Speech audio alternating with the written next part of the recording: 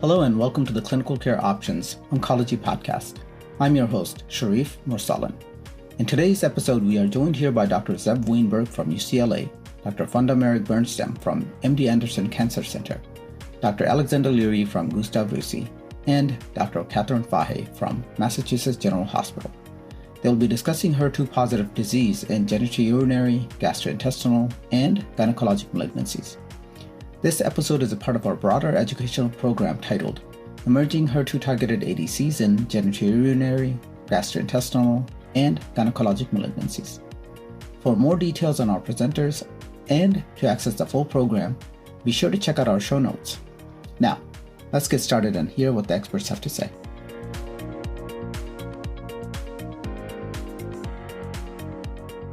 Welcome to this podcast, From Concept to Clinical Reality, the landscape of emerging HER2-targeted antibody-drug conjugates in genitourinary, gastrointestinal, and gynecological malignancies. My name is Dr. Zev Wainberg. I'm a gastrointestinal medical oncologist at UCLA, and I'm joined here today by specialists in their respective field. I'm Funda Meric-Bernstam from MD Anderson Cancer Center. I run the Phase 1 program, which is the Department of Investigative Cancer Therapeutics. I'm Alexandra Leary, and I'm a medical oncologist specializing in gynae tumors, so ovarian, cervical, and uterine cancer. And I'm based at Gustave Roussy in Paris, France. I am a GU medical oncologist, so seeing prostate, kidney, and most relevant to this talk, seeing bladder cancer patients. And I'm at the University of North Carolina in Chapel Hill. Let's discuss antibody-drug conjugates, because really we're all familiar with, obviously, antibodies, and now antibody-drug conjugates are a very different emerging group of drugs. We have multiple ADCs approved and almost certainly many more to come based on the number in clinical development. I'll ask Dr. Leary to give us just an overview of the drug itself and some of the mechanism of action. The concept of the ADC is, as explained to us initially, is that it's basically a form of targeted chemotherapy, which it is because it's an antibody that targets a membrane-based target that is preferentially, and we hope exclusively, although it's not always the case, expressed on tumor cells and not expressed on normal cells. This antibody is then linked via a more or less cleavable linker to a potent cytotoxic. Often these cytotoxics are so potent that you couldn't give them systemically, right? So that's the whole point, is to deliver these extremely toxic anti-tumor agents very selectively to the tumor cell while sparing normal tissue. Once the antibody drug conjugate binds to the membrane receptor, it is then endocytosed into the tumor cell, where there the antibody is cleaved from its cytotoxic payload and causes cell death. Obviously, what differs among ADCs are the target. Here we're talking mainly about HER2, but as you said, there's a huge number of targets already approved or in development. Then the type of linker and how it is cleaved, what makes it dissolve to release the cytotoxic agent. The next big difference is the payload, and there are classes of payloads. Some of the most common are topo-1 inhibitors, microtubule inhibitors. So these are chemotherapies that differ by their mechanism of action. And even though within a class, some of them have different names, they're very similar within each class. But let's say the broad classes are topo-1 inhibitors, microtubule inhibitors. The final difference among these ADCs are how many payloads we can stick onto a single antibody, okay? And, in some cases, 2, it's 4, it's 8. And that's basically how many molecules will be delivered by each antibody. And that's what distinguishes these antibody-drug conjugates. I think probably one of our biggest frustrations is while we have a huge multitude of targets, so antibodies, we have fewer different classes of payloads.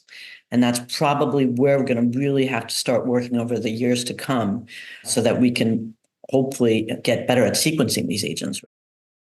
This is a really exciting area because several of the newer ADCs have had so much activity, and especially now that we started seeing activity in solid tumors, there's a lot more drug development in this space. There's a lot still unknown from a mechanism of action standpoint, the importance of things like bystander effect, the importance of relative target selection, antibody development, mechanisms of intrinsic and acquired resistance. So clearly, over the next several years, we'll be seeing a lot of development in this space.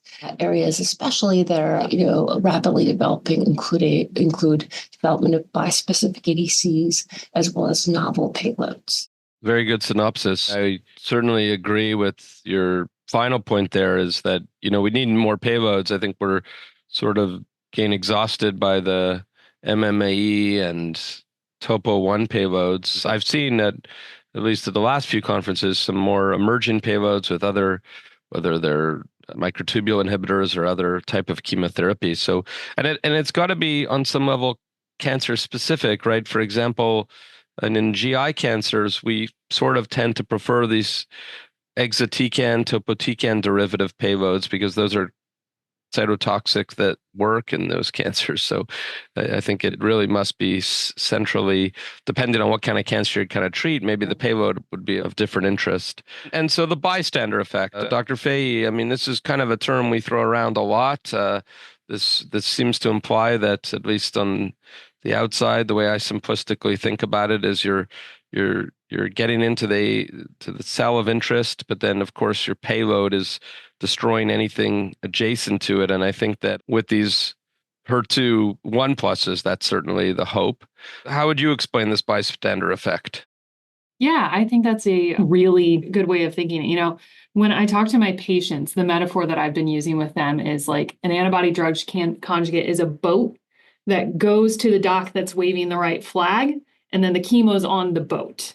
And that's worked for people. And if we think about the bystander effect, eventually the boat is making it into the tumor microenvironment, and then we're shooting cannons, which is the chemo, kind of into the nearby cells. So we got to have that flag to get us to the area. And then you're exactly right. We get into the right microenvironment. The linker that Dr. Leary described so well is cleaved, and we're able to release our cytotoxic payload, hopefully predominantly in that tumor microenvironment and not hitting anything else.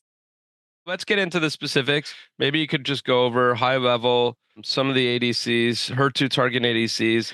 You've got data with trastuzumab, deruxtecan, and others.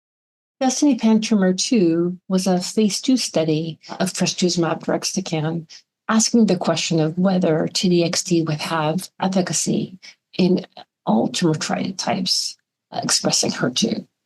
In this setting, patients that had advanced solid tumors that were second-line plus, that had HER2 expression, either 2+ or 3+, were enrolled, either with a local test or, if not available, with a central test. Patients received T-DXd at 5.4 milligrams per kilogram, and they were assessed with the primary endpoint of confirmed objective response rate. We enrolled multiple tumor types, including endometrial cancer, cervical cancer, ovarian cancer, bladder cancer, biliary tract tumors, pancreatic cancer. And we also had other tumor cohort, which excluded these disease types, including breast cancer and gastric cancer, where there were already approvals, and lung cancer and colon cancer, where there were ongoing dedicated trials. This was a really important study because it really showed that T-DXd had activity across a variety of tumor types. Overall, the objective response rate in the study was 37.1%. For patients that had centrally confirmed 3+ HER2 expression, the objective response was 61.3%. Importantly, these were durable responses. So really very exciting to see, across the board, this tumor activity, especially with the 3+ patient population. This came at a time we also had information coming in from Destiny Lung-01 and Destiny CRC02. So both of these studies show significant activity in HER2-positive tumor types. And altogether, these activity of T-DXd in these 3 trials led to the FDA approval, in the accelerated approval for patients that had unresectable or metastatic HER2 3+ cancers. The activity of T-DXd was explored in other scenarios as well. In the Destiny Pan-Tumor-1, the activity was tested in patients with HER2 mutation. There was also activity in that setting. Yet a little bit more information in that setting, I think, is needed. T-DXd is already FDA approved for patients that have HER2 mutant lung cancer. What did you think about the activity in Destiny Pan-Tumor-2? They looked at patients with HER2 3+ or HER2 2+ and the FISH positive and treated them in a pan-tumor way with trastuzumab deruxtecan. And when they looked at the urothelial cohort, among all patients, the response rate was about 40%. And in the IHC 3+ group, the response rate was actually 56%. Based on this, we now have an approval for HER2 3+ in bladder cancer to use trastuzumab deruxtecan. That being said, we are also using a newer HER2 antibody, disitamab vedotin, and this has an approval in China for use for our HER2 positive bladder cancers. So DV, it's a anti-HER2 antibody that is conjugated to an MMAE, the vedotin MAAE. This has been studied in HER2 positive in some phase 1s, phase 2s. China actually has some phase 3s opening, and we're opening a trial for patients with metastatic urothelial frontline for DV with immune checkpoint inhibitors. This is a drug I anticipate we're going to be seeing more of in urothelial. The data from the muscle invasive cohort they're looking at was actually presented at GU ASCO this year, so just a few months ago. And the pathologic complete response rate for patients who got DV and toripalimab in muscle invasive bladder cancer was 75%. 66 pathologic complete response and 75% just pathologic response, which is a really outstanding and exciting trend. So I'm excited to see where this drug goes. I anticipate we're going to be seeing it more and more, but it's not technically one that's approved. It's only in clinical trials currently in the United States. And you guys are spoiled there by those vedotins, I guess, because I've seen that data with EV and such quickly adopted, right, as a standard of care in your disease, if I'm not mistaken. Oh, you are very not mistaken. The data comparing EV Pembro to cisplatin-based frontline metastatic therapy was game-changing. Performance, progression-free survival increasing from 6 to 12.5 months. It's incredible. And I think it gets to the point Dr. Leary was making earlier about the payloads. We're going to run into issues with these vedotins and the neuropathy that we develop. How many vedotins are we going to be able to give one after the other as we're moving forward? And I guess that on some level for that Nectin-4 ADC, if I'm not mistaken, then, you start to question about, I don't know if there's any data that's emerged already. Maybe you can comment on overlap of biomarkers and what happens when you have both of these and how do you sequence these and all the questions that are probably top of mind. So overlap, Nectin-4 is expressed in over 90% of urothelial carcinomas. That's why it's got the approval just for frontline therapy. So we're not actually routinely sending Nectin-4 testing up front, whereas HER2 is a much smaller cohort. So patients would definitely have overlap. I think the question's going to be in the patients with HER2, do they benefit from actually doing the HER2 first? And then there's also some evidence that possibly what's actually happening on progression is resistance more to the payload and less to the target. I don't know. I'd love to hear in your cancers if there's similar thoughts, but that'll be an issue then when we're looking at vedotin after vedotin. So in GI, we have a number of approvals. We have, from a antibody drug conjugate perspective, we have also an approval based in Destiny pan tumor studies, as you alluded to. And in those cancers, we also had a fair amount of the non-classical. So we had the BTC was in there. And BTC, as I mentioned, biliary tract cancer is usually gallbladder, and there's about 10% prevalence. And there also the same eligibility applied. And there was a pretty high response rate, upwards of 50%. In the United States, you got a tumor agnostic approval, which covers BTC. What's interesting in BTC is there's also some data with other anti-HER2 agents, which is positive and not yet maybe meeting the threshold of approval, but including tucatinib trastuzumab, and also in some recent evidence with a bispecific antibody that blocks two epitopes of the HER2 domain known as zanidatamab, which had pretty compelling data. So we've got a few different HER2 strategies, not all ADCs. In gastric cancer, we've had large randomized data sets. We have at the moment a approval for second line and beyond, which included basically patients who progressed already on trastuzumab in frontline metastatic disease and randomized to either trastuzumab deruxtecan or investigator's choice chemo. And we've had that approval in place for a few years.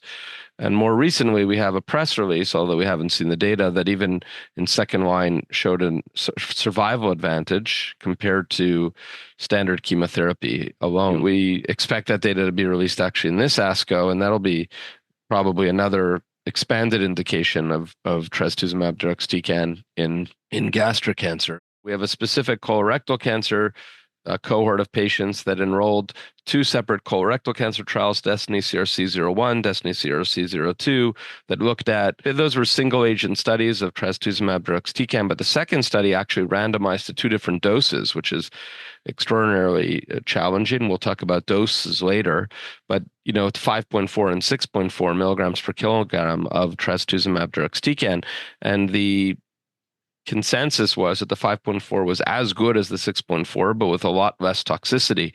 With respect to DV and the other ones, and there's a bunch of others that we all know, and we see pretty much every ASCO, ESMO, many HER2 ADCs. Most of the data in GI is emerging from China, and some of it is hard to interpret often, in my opinion.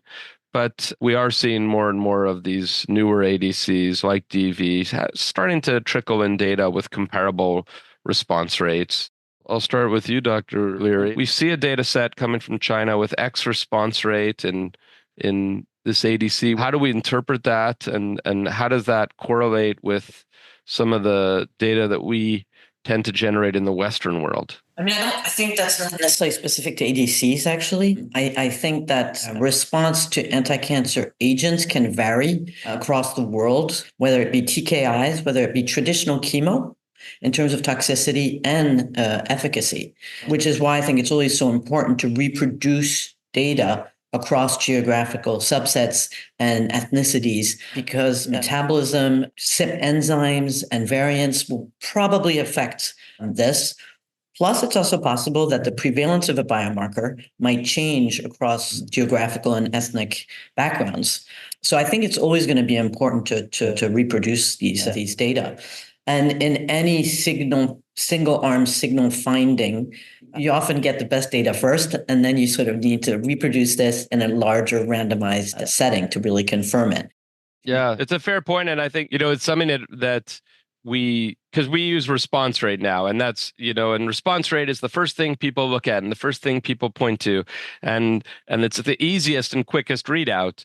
So it's interesting how we see, response rate reported constantly and frequently, and sometimes it's hard to interpret. I totally agree. So in your cancers, in the gynecological malignancies, maybe you could give us a high-level overview of the HER2 ADCs.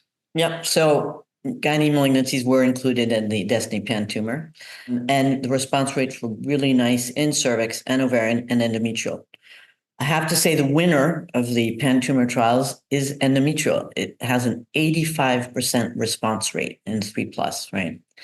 And I think that's probably a combination of factors, but one is probably, coming back to what you said earlier about the payload, is actually, even regardless of the payload, it's also chemosensitivity, right? In general, if we were to test ADCs, probably regardless of the ADC, in low-grade, slowly proliferating, relatively chemo-resistant tumors, your response rate's also going to be lower. It so happens that in endometrial cancer, the subset that has high HER2 is aggressive, high-grade, chemosensitive endometrial cancer. So I think there's a combination of factors that are going to make these agents work well. It's going to be the target, how well it's expressed, and how chemosensitive the tumor is, and whether it's chemosensitive to that particular payload, exactly as you said earlier. So in terms of approvals, there is an approval in the US based on the pan-tumor study for gynae cancers as well. In Europe, we still require phase 3 trials, but they're ongoing. Destiny endometrial 01, 02 are ongoing, and 02, interestingly, is about to start, and that is exploring the benefit of trastuzumab DX in HER2 2+ or 3+ in the adjuvant setting in patients with no residual disease, which is a bold jump, But again, because these are the most aggressive tumors among endometrial cancers, those that are high grade, they're very high risk of metastatic relapse.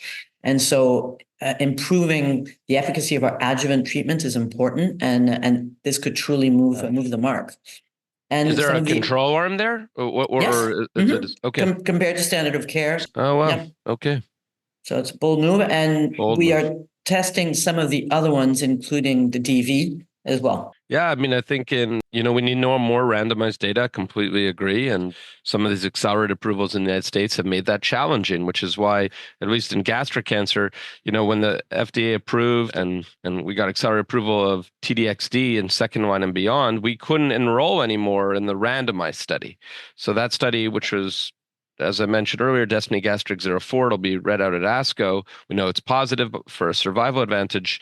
They had to do that study exclusively in Europe and Asia, because at that point we already had the drug FDA approved in the United States. And so it is really important to generate randomized data. What about upfront? What about newly diagnosed? You mentioned adjuvant. That's a really bold move. I agree. Do you have any ongoing trials in newly diagnosed HER2 positive, or are there trials out there in HER2 positive endometrial? Yep. So it's in the adjuvant setting, it's in the first line metastatic setting, and it's in the second line post-platinum setting. It's covering bases. And Dr. Fahey, in newly diagnosed bladder cancer, you mentioned you have something, or there is a trial going on somewhere. Yeah, we are in the process of opening up cohort C of the RC48G001, which is the trial of disitamab vedotin alone or with pembrolizumab. There are several different cohorts. Cohort C, which is looking at disitamab vedotin for frontline therapy of urothelial carcinoma. And in gastric cancer, we do have a frontline study. One of the challenges became, combining ADCs with other agents. And there's a whole different challenge when you start to think about these drugs as combination partners, both combination partners with cytotoxics, other cytotoxics, and with immunotherapy. For example, in gastric cancer, there was a very, very large, the standard of care upfront in gastric cancer is chemotherapy with FOLFOX5FU based therapy, or platinum based therapy, and immunotherapy, PD-1. What they did was a very large phase 1 study to try to find the optimal partner, because you really can't add any antibody drug conjugate so simply to a regimen like FOLFOX. It is, you've got already 2 cytotoxic and an ADC and immunotherapy. It's become challenging both because of obviously tolerability, but also, the second question is it altogether necessary in advanced disease, at least? So the study took a while, the Destiny Gastric 03 study, and now has come up with some sort of 5FU combination, essentially, with trastuzumab, deruxtecan, and immunotherapy moving to the front line. But the phase 1 did show some unique side effects and also some challenges in phase 3 development. But finally, now there is a plan, a new study, Destiny Gastric 05, if I'm not mistaken, to test this in the front line compared to the standard of care. It's going to be a very interesting time over the next several years to see how these agents evolve. The combination therapy is an area also that looks very exciting. There's been exploration of combinations with immunotherapy, but there's especially an interest in combination therapy with small molecule inhibitors. This includes combinations with HER2-targeted agents, with the thought that there may be enhanced internalization with such a combination strategy, but also a lot of interest in combinations that may enhance the activity of the payload, including agents that modulate DNA damage repair. So I expect over the next few years, we're going to see a lot of trials read out. So it should be very interesting. Thank you very much for listening to our podcast today. I hope that you were able to learn and gain some insights into the landscape of emerging HER2-targeted ADCs in genitourinary, gastrointestinal, and gynecological malignancies. Come back to listen to our next installment in this series on uncovering safety and signposts to the future, assessing safety profiles of HER2-targeted ADCs and future applications. If you missed our first podcast on the lay of the land the biology of HER2 in genitourinary, gastrointestinal, and gynecological malignancies, please go back and listen to our discussion on this topic. Thank you, Dr. Wainberg, Meric, Leary, and Fahey for a great discussion and for sharing your valuable expertise with us. And of course, many thanks to you, our listeners, for joining us today. As a reminder, you can access the full program, Emerging HER2-targeted ADCs in genitourinary, gastrointestinal, and gynecologic malignancies, by clicking the link in the show notes. Be sure to check back soon for more episodes in this series, including Episode 3, Uncovering Safety and Signposts to the Future, a look at the mechanism of toxicity with HER2-targeted ADCs, and how HER2-directed therapy may evolve moving forward. And if you missed our previous episode, be sure to listen to Episode 1, The Lay of the Land, an overview of the biology of HER2 in genitourinary, gastrointestinal, and gynecologic malignancies. Thanks again for listening, and we'll see you next time.